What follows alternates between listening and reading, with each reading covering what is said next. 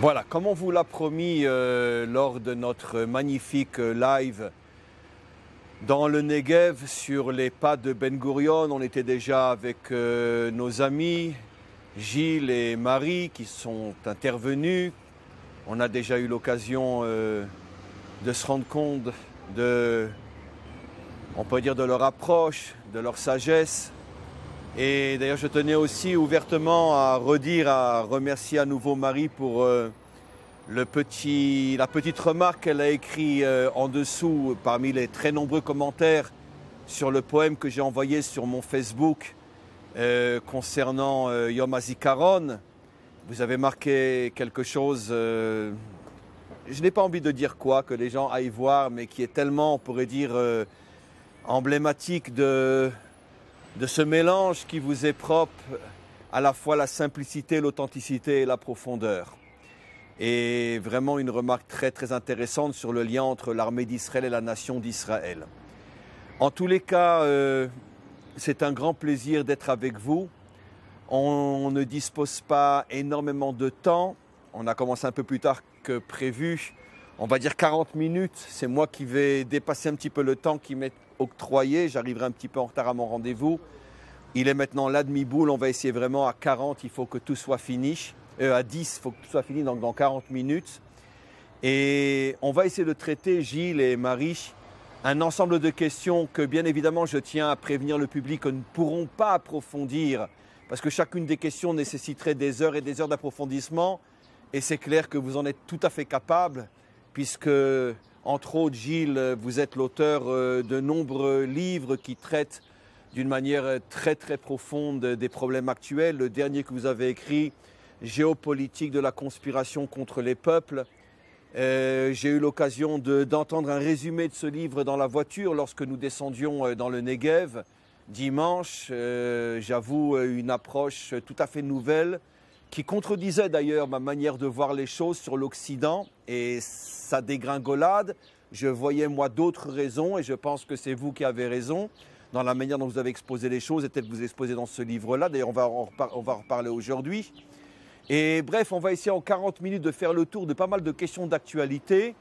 Les questions seront précises, il faut que les réponses soient aussi concises mais profondes malgré tout, de manière à ce qu'on puisse traiter un certain nombre de sujets et tous les auditeurs comprendront que c'est faute de temps que nous ne pouvons pas approfondir exagérément ces notions. Alors la première question que je vous adresse, Gilles, Marie, c'est la suivante. Pas sur la scène géopolitique, une question qui m'est peut-être plus personnelle par rapport à mon travail. Vous savez que depuis de nombreuses années, nombreuses non, on va dire depuis 4-5 ans, avec des hauts et des bas, même avec une période d'interruption presque de 2 ans, parce que je ne savais plus trop où j'en étais. J'ai commencé par la force des choses à m'occuper de dispenser la Torah aux non-juifs. D'ailleurs, vous êtes là ici pour en témoigner. Et par l'intermédiaire de mon site, je me suis rendu compte que de plus en plus et de plus en plus de non-juifs fréquentaient le site, commençaient à poser des questions, commençaient à s'investir. Et j'ai moi-même dû faire face à une réalité complètement nouvelle à laquelle je ne m'y attendais pas. Finalement, les non-juifs s'intéressent à la Torah. Bien sûr, avec le temps, les choses se sont amplifiées. Aujourd'hui, il s'agit de dizaines de milliers de non-juifs dans le monde qui suivent le site. Et les contacts se sont renforcés, etc. Et les amis viennent jusqu'à me voir à Jérusalem, comme vous entre autres. Et ces derniers temps, on a lancé un nouveau concept parce que j'avais toujours en moi le sentiment, sans pouvoir vraiment le comprendre, parce que je n'avais pas d'expérience sur le terrain avec les non-juifs, mais j'avais toujours ressenti que le noahisme ne convient absolument pas à la demande réelle, profonde, sincère des non-juifs aujourd'hui. Je ne dis pas qu'il n'y a pas des non-juifs qui vont vers le noahisme, et je répondrai à ma manière que c'est tout simplement parce qu'ils cherchent une manière facile et qui ne leur demande pas grand-chose de soi-disant se connecter à la Torah. Mais tous ceux qui sont sincères, profonds comme vous, et vous êtes des centaines de milliers dans le monde, sentent que le noahisme ne peut plus répondre aux questions d'aujourd'hui. Et on a lancé un nouveau concept qui est l'adamisme et qui finalement considère que le non-juif a véritablement le droit de connaître, d'apprendre et jusque dans les limites du possible, s'investir même dans son identité, même en tant que non-juif, comme partie intégrante du message thoraïque. C'est un message nouveau qui commence à peine à naître et vous en faites partie. Alors ma question maintenant, j'ai suffisamment parlé, les prochaines questions elles seront beaucoup plus rapides. Ma première question est la suivante.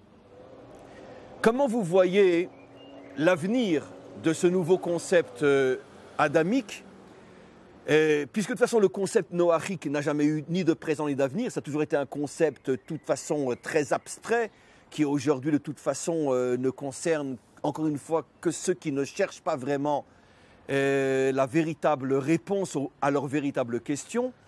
Comment concevez-vous, puisque les adamiques se sentent très seuls, très abandonnés, les groupes ne sont pas encore formés, la ligne n'est pas encore claire. Comment vous voyez dans un proche avenir, puisque le proche avenir c'est ce qui me concerne moi, mon travail, pour les générations après, je ne sais pas, comment vous concevez l'avenir dans un proche avenir de la diffusion donc de la pensée adamique? Oui, bien bonjour avant tout. C'est une question qui est très difficile, qui est malgré tout essentielle pour nous, comme je pense, tous les gens qui ont touché, le fait qu'il y a quelque chose qui ne va pas. Il y a une forme de rejet de ce qu'on nous a enseigné, de la culture dans laquelle on a baigné, parce que quelque chose ne convient pas, mais malheureusement, ou je dirais en contrepartie, c'est quelque chose qui fait partie de nous, et on ne peut pas se déchirer soi-même. On ne peut pas, on a eu une culture chrétienne qui est soi-disant judéo-chrétienne, et comme quelque chose ne va pas, on va chercher dans les sources pour avoir des réponses, essayer de trouver le pourquoi, dit le comment. Donc on va trouver quel est le problème pour pouvoir corriger. Donc la façon dont on voit l'avenir, ensuite je crois que c'est pour le moment des questions chaque fois individuelles. J'ai ma propre intuition, parce qu'il n'y a pas de vérité. Je dirais que quelle est la chose essentielle qui, à votre avis, manque pour avancer le projet de la diffusion de la Torah au sein des non-juifs? Manquerait-il quelque chose? Peut-on envisager que l'enseignement suffit, ou il faudrait des structures, il faudrait quelque chose? Il faudra des structures, mais la grande difficulté par rapport à notre vécu, c'est d'avoir un dénominateur commun entre tous les, disons, adamiques non-juifs, bien sûr. La grande difficulté est là, puisque c'est une question de logique. Pour ma part, j'entends que les adamiques, ça correspondrait à 70 nations, ce qui signifie en toute logique que ce n'est pas une seule nation. Ce n'est pas que les francophones, c'est évident. Non, mais une nation, qu'est-ce qu'une nation? Ensuite, il y en a différentes. Donc en fait, je suis un adamique, un autre est un adamique, mais quel est le lien entre nous? Je pense que c'est ça qu'il faut arriver à définir. Et l'avenir, à mon avis, c'est à travers une morale nouvelle qui se libère de la charge culturelle qui nous a un petit peu plombés. Donc c'est arriver à diffuser, à intégrer et adhérer. La notion d'adhésion me semble très importante à des valeurs qui soient cadrées sur quelque chose de concret. Donc c'est une sorte de charte de la morale adamique. Bon, j'aime pas le mot, c'est du français, mais quelque chose à définir. Ou plutôt une sorte de charte de l'identité adamique. Là c'est déjà mieux dit. Oui, certainement. Et arriver à retrouver cette identité adamique. Il faut la retrouver, il faut la construire. Ce que je pense individuellement, moi personnellement, c'est que nous en sommes au point où était Abraham. Abraham avant d'être appelé Abraham. Oui, voilà. À ses débuts. Abraham. Il était dicté, je suis un petit peu au court, par ce qui forme l'absolu, l'extrémisme. Ce qui correspond à l'identité occidentale aujourd'hui. Alors sachez que justement sur ce point, après on va passer à une autre question, et de ce que je sais moi, de mon expérience sur le terrain, donc dans ma confrontation avec mes très nombreux élèves non-juifs qui se réclament de l'identité adamique, c'est qu'il y a une grande discussion au sein des non-juifs. Certains pensent que pour l'instant, dans la mesure où pendant des millénaires, les non-juifs n'ont jamais entendu parler de la Torah sérieusement, à part pour la critiquer ou la diaboliser. On est dans la phase qui va durer peut-être encore des années, où les non-juifs ont besoin uniquement d'entendre et d'apprendre. Et les structures, hors de question pour l'instant, on ne met pas la charrue avant le bœuf. Et d'autres disent non, c'est sûr que pour l'instant on a besoin d'entendre et d'apprendre, mais on a besoin de structures, on a besoin de communautés, on a besoin de lieux où se rassembler, où se retrouver, etc. Et ce sont deux avis qui s'opposent l'un à l'autre. Et je ne dis pas quel est mon point de vue. Quel est votre point de vue, vous? Est-ce que vous pensez qu'il est trop tôt pour parler de structure et qu'effectivement on est encore dans la phase d'apprendre, ou bien peut-être des structures seraient importantes dès aujourd'hui? De mon point de vue, je pense qu'il y aura besoin de structures, mais pas n'importe quelle structure. Il faut qu'elle soit suffisamment forte et qu'elle permette justement l'adhésion. Mais bon, je pense que Marie aura peut-être un autre point de vue et je vous propose de lui laisser la parole. Je pense qu'il y a une nécessité de travailler les choses au quotidien. Au quotidien, c'est vrai que le peuple juif a toutes ces mitzvot, toutes ces tâches à réaliser pour se conformer à la Torah, qui représente, je crois que vous aviez dit, 80% du quotidien à peu près. Presque 100%, sans exagérer, sincèrement. Et, même quand je prends un verre d'eau, je dois me souvenir que le bon Dieu, il existe. Et faire une bracha avant. On me laisse pas tranquille. C'est sûr, c'est sûr. Et nous, en dehors de vos cours, pour le moment, on n'a rien du tout. Et ce qui manque, ce sont effectivement des structures. Alors, structures d'accueil, on ne sait pas sous quelle forme, on ne sait pas encore, mais quelque chose qui puisse garantir... Accompagner votre vécu, pas seulement l'étude. Voilà, et pas seulement l'étude. C'est la question fondamentale sur laquelle reviennent tous les non-juifs, adamiques ou noachiques, peu importe. Oui. Vous les juifs, vous sentez le bon Dieu avec vous du matin au soir. Nous, quand on était chrétiens, c'était éventuellement le dimanche et les fêtes, mais personne chez nous le sent tous les jours. Et si maintenant on abandonne le christianisme, alors on ne le sent plus du tout, on n'a même plus le dimanche pour aller à l'église. Exactement. Et j'avoue que nous, les juifs, on reste sans réponse. C'est un souci qui nous hante. Où est la solution? Comment faire pour que le non-juif puisse se sentir accompagné par une présence spirituelle comme nous le sommes, ou même si ce n'est pas 100%, 20%, 15%, il n'y a même pas ces 20% aujourd'hui. Exactement. Et je réfléchis beaucoup sur ce sujet. J'ai mes idées, je ne vais pas les révéler aujourd'hui, mais c'est en train de mijoter et j'espère que dans les mois ou petites années à venir, je vais produire quelque chose qui peut-être permettra de répondre à beaucoup de questions dans ce sens. Il y a une chose que je voudrais rajouter, et effectivement, par rapport à votre question, il y a l'aspect rituel et il y a l'aspect spirituel. Et dans la spiritualité, la dimension morale est quelque chose d'important. Donc, s'il y avait un cadre dans lequel s'inscrire... D'actes. En acte, et oui, véritablement d'agir dans l'action, c'est dans le domaine politique. Je pense qu'il serait intéressant... Oui, mais beaucoup de gens vont vous dire, oui, mais nous, on a besoin d'action spirituelle. Mais la même problématique se pose à l'intérieur du peuple juif. Vous savez que chez nous, vous le voyez en Israël, il y a des juifs qui sont essentiellement spirituels et qui vivent ce qu'on appelle les orthodoxes, etc., qui vivent essentiellement de spiritualité et qui n'en ont strictement rien à faire de la scène politique, économique, sociale. C'est pas leur truc. D'autres, c'est exactement le contraire. Mais donc morale ça se retrouve. Il y a un lien. Oui, mais je pense qu'on ne pourra pas passer l'étape de qu'est-ce qu'on fait spirituellement, concrètement en tant que non-juif toute la journée. Et les juifs n'ont jamais eu à répondre à cette question puisqu'elle ne leur a jamais été posée. Je pense que c'est la première fois depuis la création du monde qu'on demande aux juifs, que les non-juifs demandent aux juifs, aidez-nous sans être idolâtres à être avec Dieu comme vous, de la même manière en faisant quelque chose. Cette question n'a jamais été demandée depuis la création du monde. C'est la première fois que les non-juifs parlent de cette manière-là aux juifs.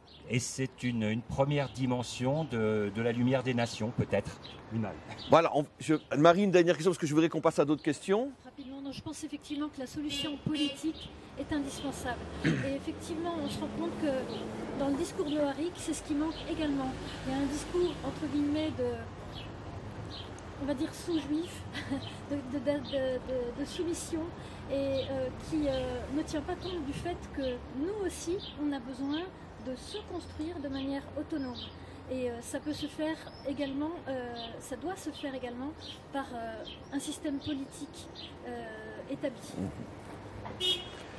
Voilà, donc je vais maintenant passer à une autre question dans un autre domaine, beaucoup plus sur l'actualité. La question qui était notre débat dans la voiture, je voudrais que vous reveniez sur votre réponse, mais d'une manière beaucoup plus rapide et synthétisée et condensée. Voilà, donc c'est un fait que plus personne ne peut nier aujourd'hui. L'Occident a vendu son identité, il ne respecte plus son histoire, il ne respecte plus ce qu'il est, ce qu'ont été ses valeurs, ce à quoi il a appartenu, ce pourquoi il s'est battu, ce pourquoi des millions sont morts. Aujourd'hui, d'une manière, j'avouerais, honteuse, l'Occident se trahit lui-même et finalement accepte qu'une identité ou des identités étrangères qui n'ont strictement rien à voir avec le passé occidental viennent s'imposer et viennent finalement transformer, falsifier jusqu'à remplacer l'identité européenne et occidentale par une nouvelle identité qui fait que, dans un premier temps, sur le plan idéologique, l'Europe, l'Occident disparaît et peut-être après, ça sera pire encore, car tout le monde imagine ce qui peut se passer si on ne freine pas les choses suffisamment à temps. Alors, moi, j'avais émis l'idée, et c'est là que vous m'avez corrigé, que cette perte d'identité, cette complicité à son propre assassinat venait du fait que finalement l'Occident n'avait plus vraiment de valeur. Et comme la nature a horreur du vide, finalement, tu n'as rien à proposer aux Français aujourd'hui. Le patriotisme, la nation, tout le monde s'en fout royalement. Il n'y a pas un Français qui est prêt à mourir pour sa patrie aujourd'hui, en tout cas un Français bénévolement. Si c'est pour de l'argent, c'est autre chose. Mais c'est évident que c'est pour ça qu'on a annulé l'armée obligatoire, parce qu'il n'y a plus de patriotisme dans aucun pays au monde occidental. Et moi, je disais que c'était par manque de valeur, donc les autres prennent la place. Et vous avez une autre thèse. Vous me dites que non, c'est dans l'esprit occidental, depuis même sa naissance, que tout se préparait à en arriver là. Alors pourquoi? Expliquez. Oui, donc ça va être un petit peu complexe en quelques mots. Je dirais que j'ai la théorie, la thèse que qui est d'ailleurs dans ce livre-là. En partie. La dimension spirituelle n'y est pas vraiment, mais dans le fond, elle y est. En ce qui concerne les gens qui sont prêts à mourir pour leur patrie, pour quelque chose qui les dépasse, il y a toujours eu. Maintenant, la particularité, il y a une formule qui dit que d'un côté, il y a ceux qui sont prêts à mourir pour des idées, et de l'autre, il y a ceux qui en vivent. Et ceux-là en vivent très bien. Donc, je dirais que sa formule explique un petit peu tout. Donc, c'est là qu'on retrouve la conspiration contre les peuples. Il y a les peuples qui sont prêts à mourir pour leurs idées, pour leur idéal. Et puis, aujourd'hui encore ? Aujourd'hui encore, bien évidemment. La nature humaine est ce qu'elle est. Elle peut être influencée, mais fondamentalement... Mais si la France était prête à mourir pour l'histoire française, elle ne se laisserait pas dénaturer comme c'est le cas aujourd'hui partout. Mais qu'est-ce que c'est que son histoire? Son histoire, c'est aujourd'hui est attachée à des valeurs, le souci de l'autre et le souci de l'autre. Alors ça, c'est le point important, ne le lancez pas comme ça. Vous avez dit qu'en vérité, que on pourrait dire dans l'essence de l'esprit occidental, il y a dès le départ la philosophie de la curiosité de connaître l'autre et même de fondre dans l'autre. Oui. C'est-à-dire, expliquez ce point-là. Je dirais que l'identité primordiale occidentale pourrait se résumer à ce qui est un titre d'un film, qui est Orgueil et préjugés. Elle est faite d'orgueil, de dimensions orgueilleuses profondes et également de manière totalement liée, un sentiment de supériorité. Et il y a... Donc si on est orgueilleux et supérieur, on ne veut pas s'assimiler à l'autre. Il y a une contradiction qui est qu'on va toujours trouver mieux. Et il y a des mythes fondateurs. Le mythe est quelque chose de très très important. Dans la culture occidentale et chrétienne, il y a un personnage qui s'appelle Philon, qui était un juif d'Alexandrie. En Égypte. En Égypte. et qui a essayé qui a validé la Septante, donc la transmission de la Bible traduite en grec. C'est lui qui a validé. C'est lui qui a validé et il a défini que, parce qu'en fait c'était un contemporain de Shammai et Hillel avec qui il correspondait. C'était un personnage très très important. Son nom juif c'était comment? C'était un Racohen. C'était un Cohen. Oui.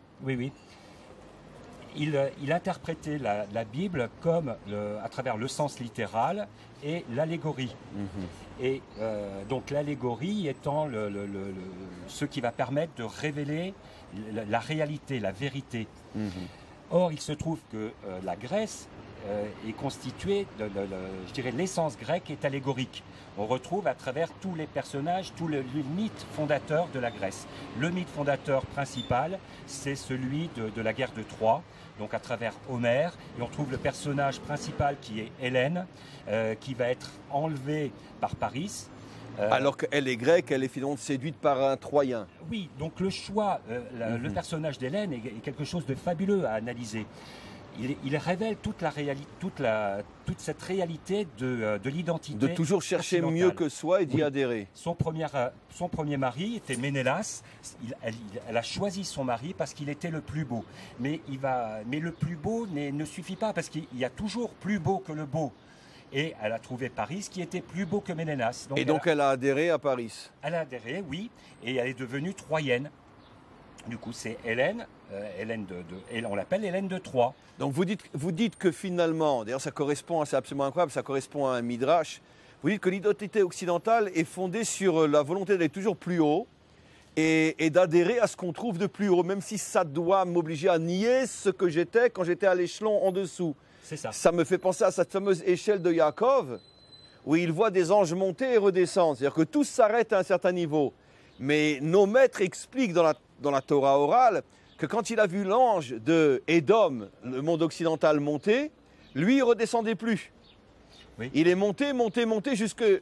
À ce moment-là, c'est Hachem qui lui dit « Les autres sont redescendus d'eux-mêmes, toi tu refuses de redescendre, c'est moi qui te ferai redescendre. » D'après ce que vous dites, j'y ai jamais pensé de cette manière-là, ça veut dire qu'il y a dans la nature ou la culture occidentale cette volonté d'être toujours en vérité celui qui est le meilleur, mais ça va m'obliger finalement à changer constamment d'identité parce que je vais toujours trouver quelque chose de meilleur que moi. Donc tout ce que j'ai dit moi, que finalement l'Occident se trahit en abandonnant son histoire et son identité, c'est pas juste en vérité. La vérité, c'est qu'il continue à être ce qu'il a toujours été, d'aller vers le plus fort. Et aujourd'hui, il voit le plus fort ailleurs que dans lui-même. Mais ça ne contredisait absolument pas votre point de vue initial. C'est juste une autre vision, mais c'est la même chose. Oui, et malgré tout, bon, pourquoi la perte de la mort, je dirais, d'Hélène, la mort de la Grèce est annoncée également. C'est ça qui est fabuleux dans la mythologie européenne et occidentale, et c'est pas uniquement grec. Ce qu'on avait pu aborder également en voiture, il y a le pendant à Hélène, qui s'appelle Cassandre. Cassandre, c'est un personnage qui est doué de prophétie. Et elle annonce tous les malheurs. Mais, et pourquoi les malheurs arrivent? C'est parce qu'elle les a annoncés. Personne ne la croit. Voilà, donc la mort de l'Occident, je dirais, c'est un suicide. Est déjà écrit dans la mythologie grecque. Oui, et on connaît la cause. Donc vous pensez que, vous expliquez que Hélène est le personnage de l'essence occidentale. Oui, et qui va toujours vers le plus beau, quitte à trahir ce qu'elle a été jusqu'à aujourd'hui. Oui. Elle était grecque, elle devient troyenne parce qu'elle a trouvé chez les Troyens plus beau que chez les Grecs. C'est ça, exactement. C'est très très fort. Et donc l'annonce est connue, et on connaît également elle est connue donc des Troyens. Les Troyens savent ils le savent en leur fond intérieur, mais ils ne veulent pas y croire. Et de la même manière, qu'est-ce qui va perdre les Troyens? C'est le cheval de Troie. Donc les Grecs rentrent par ruse, et c'est quoi? C'est l'accueil de l'étranger. Et c'est systématique. Eux aussi, ils accueillent l'étranger, ils se font avoir. Oui. Parce que les Troyens sont également des Occidentaux. Donc si on devait conclure cette question pour passer à la suivante, on pourrait dire, avec toutes les nuances qu'il faut apporter si on exploitait le sujet à fond et sérieusement, mais dans le cadre de cette intervention, que finalement, cette attirance irrationnelle qu'a l'Occident pour une nouvelle culture, une nouvelle religion, des gens venus d'un autre monde et à qui on facilite à ce point l'entrée en Occident en sachant quel sera le prix à payer, et le prix qui est déjà lourdement payé, c'est parce que quelque part, peut-être que l'Occident est attiré par une nouvelle approche, peut-être de force, de détermination, de savoir qui on est, où on va, qui on sert, alors que ces valeurs-là ont été perdues de l'Occident. Tout d'un coup, on voit maintenant une civilisation qui, elle, sait pourquoi elle se lève le matin, elle sait, dans son contexte idéologique, elle, où elle va, elle a des valeurs, elle a des règles, elle a des normes, et l'occidental, qui lui se lève le matin, il ne sait plus pourquoi, il voit en face de lui ce bulldozer qui dit « je sais où je vais », waouh, j'adhère. Oui, mais en fait, ce n'est pas, inconsciemment, ce n'est pas de la soumission, mais c'est l'adhésion à on veut le récupérer. l'identité réelle. Oui, oui, oui. Voilà, voilà. Très fort. Très bien, on va passer à une autre question. Merci vraiment pour cette réponse sur laquelle il y a à méditer, bien sûr, pendant des jours et des jours. Et on reviendra sans doute sur ces questions d'une certaine manière ou d'autre. Voilà, bon, tous ceux qui aujourd'hui n'ont pas peur de lire les journaux, même si on sait que les journaux sont trafiqués d'avance pour que l'on puisse conclure ce qu'eux veulent qu'on arrive à conclure. Mais quoi qu'il en soit, personne ne peut nier, surtout ici en Israël, à 20 km du nord, on sait ce qui se passe. Et on voit malgré tout dans les journaux, la tension monte entre les Russes, les Américains, les Européens, les Français et les Britanniques qui décident, va savoir pourquoi, de s'associer aux Américains pour bombarder la Syrie, en sachant qu'ils s'exposent à des représailles et... Oula, qui s'expose à des représailles de la part des Russes et d'une autre manière par le terrorisme, puisque les Iraniens sont, on pourrait dire, les propriétaires de tout terrorisme, même sunnite dans le monde. C'est eux qui commanditent tout, comme on le sait. Et donc, la tension monte, les propos deviennent de plus en plus virulents. Est-ce qu'on parle clairement de guerre? C'est le discours officiel, on va vous rentrer dedans, etc. Est-ce que vous pensez sérieusement que ça y est, on est au bord de la Troisième Guerre mondiale et dans le langage biblique, on est vraiment dans les dernières phases de la guerre de Gog et Magog? Dernière phase, je dis bien, parce que pour nous, la guerre de Magog a commencé il y a fort longtemps, mais dans les dernières phases les plus terribles, en français, la Troisième Guerre mondiale, qui sera, d'après notre tradition, la dernière, et celle qui sera, malgré la matrice de la délivrance finale, mais avec tous les drames que cet accouchement va opérer. Est-ce que vous pensez qu'on va y passer? Est-ce qu'on va y penser? Pour aller droit au but, je dirais d'abord que Einstein avait une formule qui disait que celui qui se veut un oracle échoue piteusement devant l'éclat de rire des dieux. Donc prévoir, dire ce qui va se passer, il ne m'appartient pas et je vais faire preuve un petit peu pour une fois d'humilité en disant que non, mais malgré tout on peut essayer d'analyser ce qui se passe. Le risque est très très important, il n'a jamais été aussi important. Maintenant, depuis la Deuxième Guerre mondiale, si on a eu les missiles à Cuba, etc. Il n'a jamais été aussi important parce qu'il n'a jamais été aussi confiné. On pourra parler d'une guerre mondiale dans la mesure où les Américains peuvent très bien, et il y a un risque majeur d'affrontement avec les Russes, les Turcs sont présents, les Iraniens sont présents et bien évidemment Israël est présent. Et c'est sur un tout petit territoire. S'il y a un affrontement entre les Russes et les Américains, ça se passera en Syrie, ça se passera au Moyen-Orient. Ça ne va pas se passer directement entre les États-Unis et la Russie. Actuellement, c'est ce qu'on a vu. Les Syriens ont été en première ligne. Par pays interposé. Oui, il n'y a aucun Américain, aucun Russe n'a été officiellement touché par les bombardements, par ce qui s'est passé actuellement. On pose ces pions. C'est un grand Mais les Iraniens, oui, jusqu'à présent... Jusqu'à présent, même quand Israël bombardait... Ah non, la dernière attaque d'Israël a touché de véritables Iraniens. Oui. Jusqu'à présent, c'était la milice iranienne qui était touchée, qui était peut-être des Syriens ou peu importe. C'est la première fois qu'Israël a attaqué des responsables haut gradés iraniens, 14. Oui. Donc la tension monte malgré tout. Oui, oui, c'est l'annonce qui a été faite par l'état-major israélien. C'est la première fois qu'il y avait un affrontement direct. On touche directement des l'Iran. Iraniens. Mais bon, l'Iran pourrait être le grand dindon de la farce. Ce qui se passe, c'est une partie d'échec. C'est une partie d'échec. Du point de vue américain, toute la stratégie américaine est fondée sur le principe du grand échiquier. C'est Brzezinski, depuis 30 ans qu'il a instauré. L'affrontement de la théorie, la théorie du grand échiquier affronte les États-Unis aux Russes, à l'URSS initialement, et aujourd'hui aux Russes. Mais bon, les Russes sont des grands joueurs d'échecs. Donc la partie est loin d'être gagnée. Et aujourd'hui, Poutine est un vrai leader. C'est un vrai leader, mais bon, à ce niveau-là, il n'y a pas trop de changements. Trump est un vrai leader également. C'est une partie d'échec. Il joue avec des pions, mais il faut bien avoir en tête que chacun joue en fonction de ses intérêts. Les intérêts russes ne sont pas les intérêts iraniens, ne sont pas les intérêts syriens. Il y a une dimension globale, il y a une dimension locale.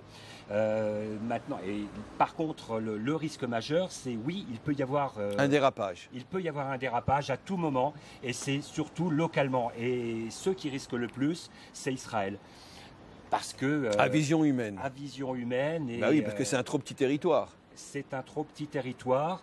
C'est très très délicat. Donc c'est là que je veux dire, on ne peut pas trop prophétiser à notre niveau, enfin tout au moins pas moi, mais le risque est majeur. Mais de toute façon, le risque d'un conflit, je dirais, Gog et Magog mondial avec une extermination totale, ça peut arriver, mais ce n'est pas dessiné immédiatement. Pour le moment, on en est... Parce que de toute façon, oui, parce que ce que vous dites, logiquement, est juste. Puisque quel pourrait être l'intérêt des nations d'avoir un véritable conflit nucléaire? Et personne ne restera de toute façon. Et même les riches et les dirigeants qui ont déjà construit leur souterrain, etc., comme on le sait, avec des provisions pour plusieurs dizaines d'années, de toute façon, ils vont pas accepter de vivre comme des rats pendant 20 ou 30 ans. Il faudra, pour purifier l'air du monde, après une guerre nucléaire, il faudra peut-être 50 ans. Oui, mais bon, il y a eu le principe de la dissuasion, c'est ce qu'il a fondé. Mais en vérité, on peut se rendre compte que tous les conflits sont générés de manière irrationnelle. Ce n'est pas la raison. Même la Deuxième Guerre mondiale, même la Première, personne au départ n'avait voulu qu'il y ait 20 Je vous arrête pour cette phrase tout à fait extraordinaire que vous venez en français. Je vais vous l'appuyer en hébreu. Vous savez qu'il y a un verset qui dit « Hachem ish milchama ». Hachem, c'est lui l'homme de guerre. Et tous les commentaires se posent la question en disant, mais ça veut dire quoi? C'est Dieu qui fait les guerres, c'est les méchants qui font les guerres. Et 80 ou 100% des guerres, c'est des intérêts politiques, territoriaux, pouvoir, etc. C'est pas Dieu qui fait les guerres. Et l'une des réponses, c'est ce que vous dites. Évidemment que toutes les causes d'une guerre n'ont rien à voir avec Dieu.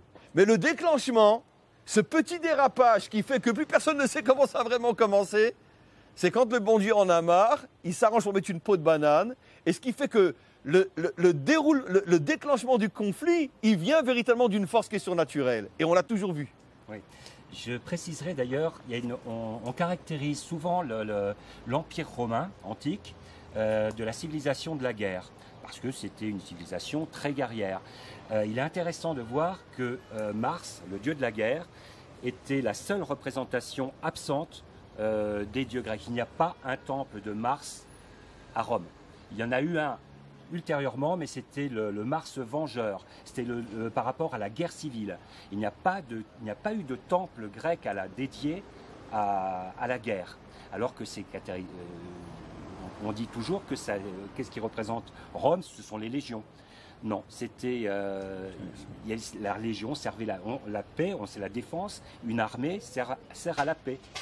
Donc la conclusion de ce que l'on dit, de ce que vous dites, c'est que finalement on peut à vision humaine malheureusement imaginer une amplification de plus en plus dangereuse des conflits par peuples interposés, mais un conflit réel entre les grandes puissances à vision humaine ne semble pas très réaliste pour l'instant. Je pense. Maintenant, ça peut toujours déraper. On le voit, Israël maintient bien et contient bien le Hamas à Gaza. Il est clair, de toute façon on le sait, ça a été annoncé que l'opération de la Grande Marche de retour était organisée par l'Iran de manière à focaliser Israël sur le sud et que le Hezbollah et voire directement l'Iran puisse attaquer au nord. Mais bon, c'est bien maintenu, c'est contenu et pour le moment, je dirais tout va bien. Absolument. C'est intéressant ce que vous dites, sans rentrer trop dans les détails. Justement, au moment où il y a eu ces affrontements dans le sud, énormément, si pas la majorité des soldats, ont été envoyés dans le nord. Bien sûr, oui, oui, oui. Et on s'est tous posé la question, mais pourquoi vous partez dans le nord puisque le problème est dans le sud? Les soldats eux-mêmes ne savaient pas. Mais il semblerait que les généraux ont compris ce que vous êtes en train de dire. C'est que finalement, on voulait faire la tension dans le sud, et finalement, l'État d'Israël a bien compris que s'il y a un risque, ça serait dans le nord, et toutes les armées sont parties dans le nord, et il ne s'est rien passé. Absolument. Voilà. Il faut bien voir qu'Israël, c'est un tout petit pays, il y a 50 km de large, et ça ne maintient, d'un point de vue géologique, c'est le Golan qui maintient la sûreté d'Israël. La dernière question est une question bien sûr d'une ampleur utopique, c'est presque honteux de la poser, mais malgré tout on la pose quand même.